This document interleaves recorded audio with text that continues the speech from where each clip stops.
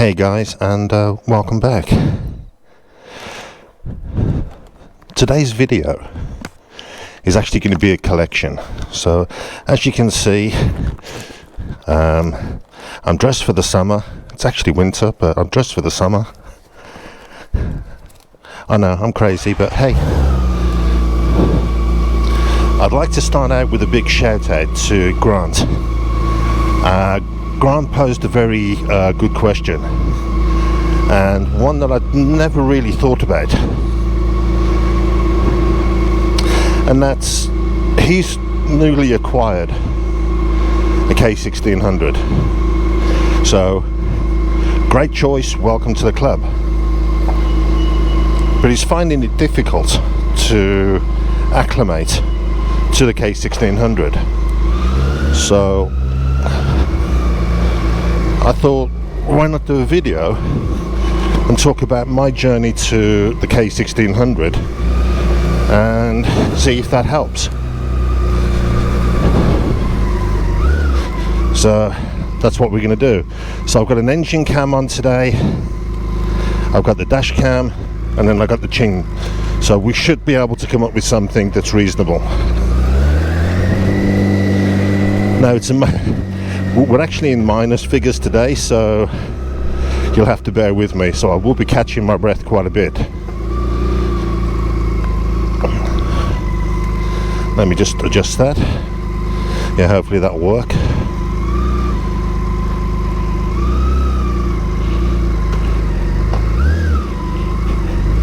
Now what I'm going to do,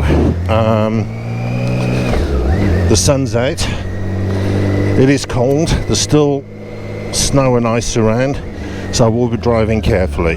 So but I've also had a great thought. The question that Grant posed was actually really important, but also a bloody good question. He's not enjoying it the way that I do Sam, and I think there's a number of fundamental things you have to consider. Now I'm going to be riding with the visor up because I don't know, but there's difference in the way that you ride a K1600 and why it is such a unique bike and totally different to every other bike on the market. Now, I always had sports bikes, but following spinal surgery, I found I couldn't put pressure on my wrists, so it would cause me issues, and that then had serious issues in the way that the body performs. A friend of mine says try his bike, so I rode an R100. So that was 24 years of wonderful development and how it actually got me hooked into BMW. Now the boxer engine has a series of characteristics. There's a slight pulling to the left, so if you look at my R1250 video, you will see that I covered it in that. The boxer engine, as it ticks, because of its method of operation, pulls to the left. The inline six doesn't. It does things in a slightly different way. Now it means that to get maximum enjoyment out of it and to acclimate to the K1600 psyche properly, I had to listen to what Sam was telling me. Now, I kept on trying to ride Sam the way I did with Becky, my R1100, and that was totally different.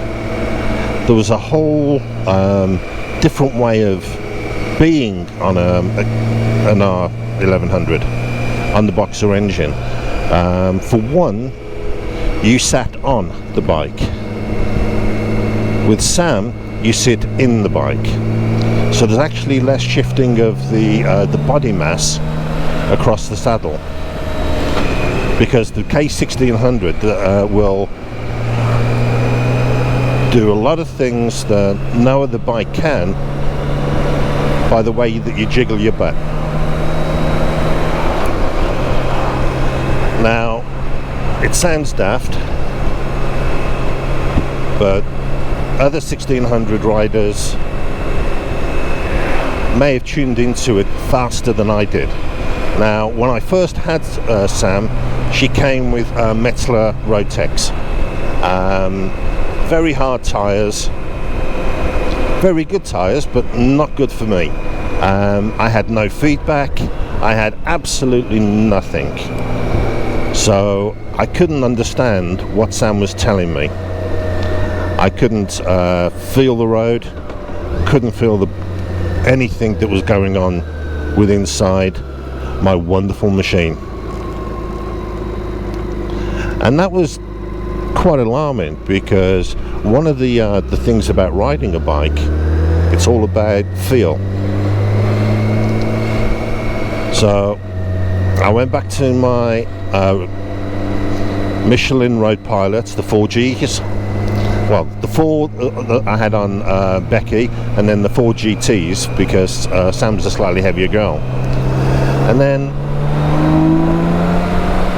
100 miles later, I started understanding what Sam was talking to me about. So it's a bit like having a girlfriend that's German, but she doesn't speak English and you don't speak German. So you're then having to work out some form of translation and how things are going to work. And that's probably about the best analogy I can think of. It took me a while to understand what Sam was saying. When I swapped to the Road Pilots, it fell into place. So I understood how Sam was talking, I understood the way that she moves, the way that she changes direction, her lean angles, a whole range of different things. So it's about not just your body posture, but it's also about how you move.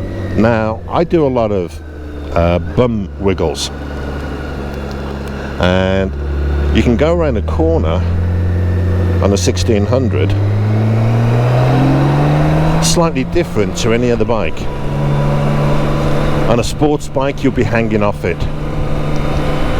On an adventure bike or a tri-lay, then you could be drifting or counter steering. With the K1600, it's a combination of all of those above.